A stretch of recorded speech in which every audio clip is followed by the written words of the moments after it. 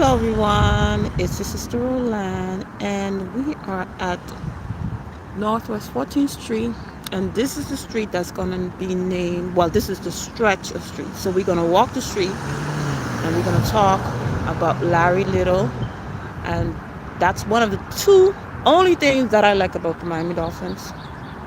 So I think right now this part, well, they say they're going to name it because this happened on Thursday. It approved, the Miami-Dade County Commission approved for the stretch of streets from Northwest 1st Avenue to Northwest 7th Avenue to be named Larry Little, a lot of noise, Larry Little Street. But right now it's named, the name of this is Honorable Joe Line something Street.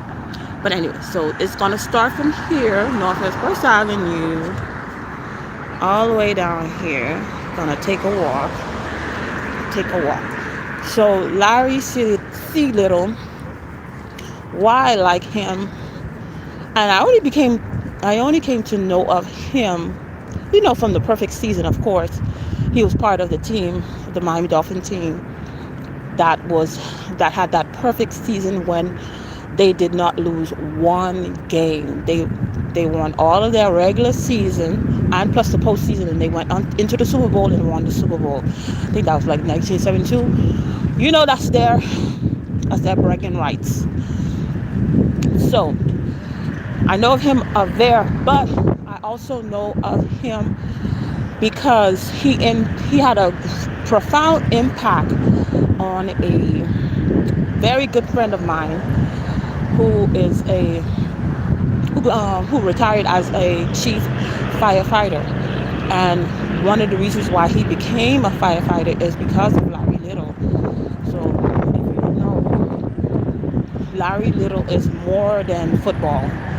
I mean, the impact that he had on his community, he used his influence, his money to give back, to truly give back, and especially for the youth. And this is how my friend encountered him, because he had like a summer program. He did it 1 year. My friend went to it, and then he spoke to the young boys that was in the program, and that's what turned my friend's life around. And then he went into firefighting. And mind you, back then, firefighting as a black person, that was not easy, and it wasn't even a lot of people. I don't even think it was a lot of them in it anyway, because when they first of all, it's hard to become a firefighter in the first place. But then when he made chief, that he made history. That made news because a black person had never achieved an accomplishment like that, and it was because of Larry Little. Giving back to his community, helping out the youth, and different things like that. And then, some people sometimes will say, you can't give back to your community and stuff like that.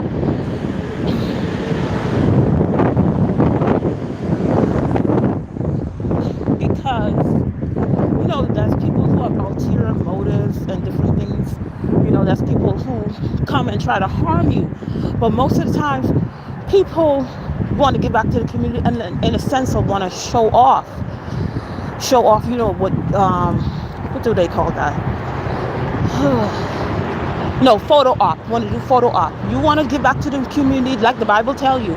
If you do something with your left hand, your right hand is not supposed to know what you did.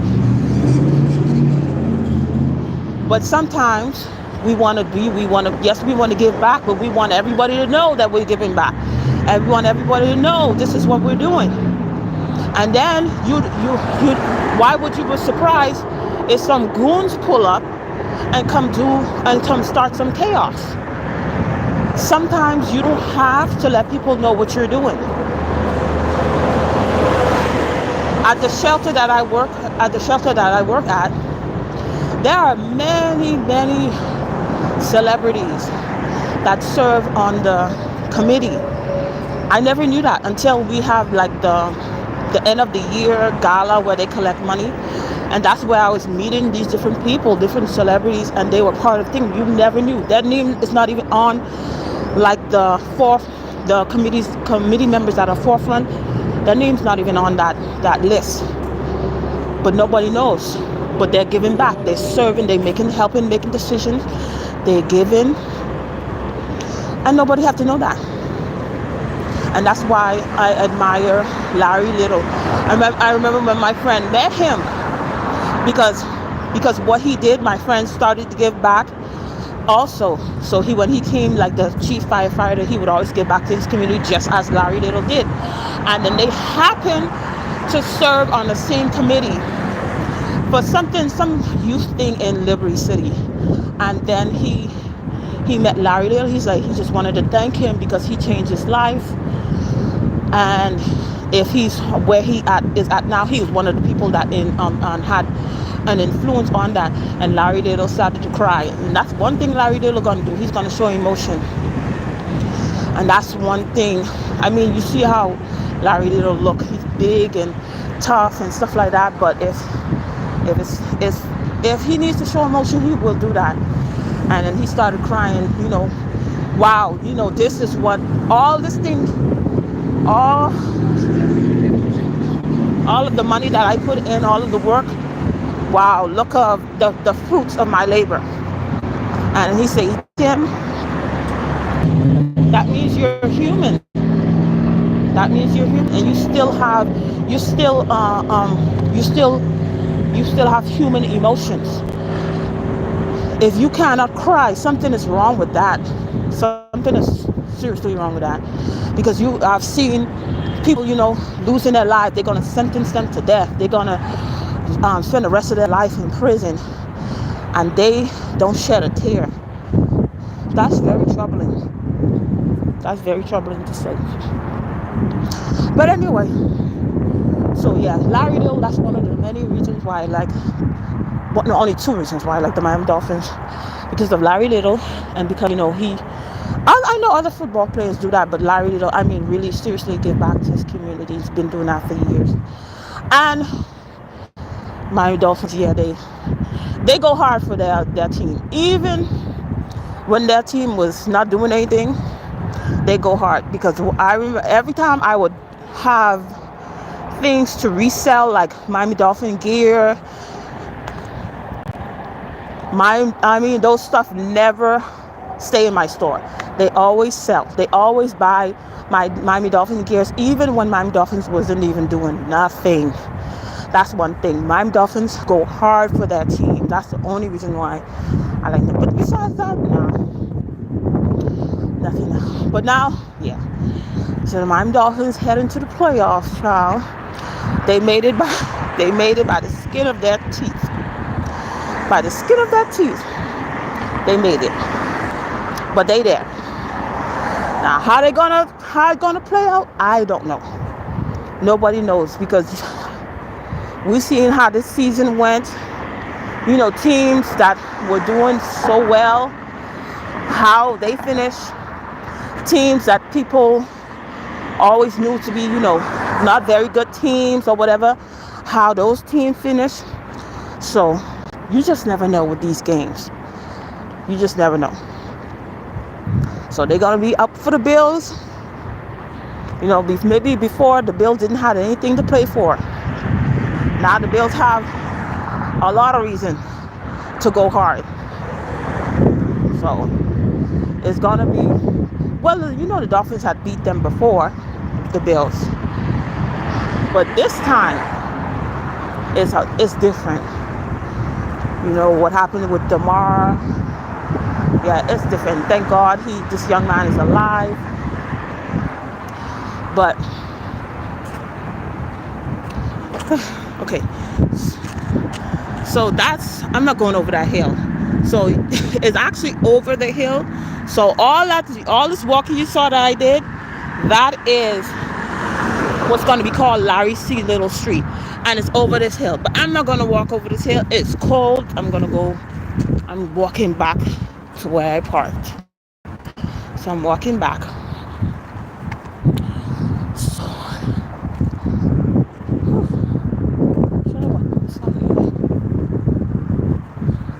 So tomorrow's game, well, I don't know who's playing tonight.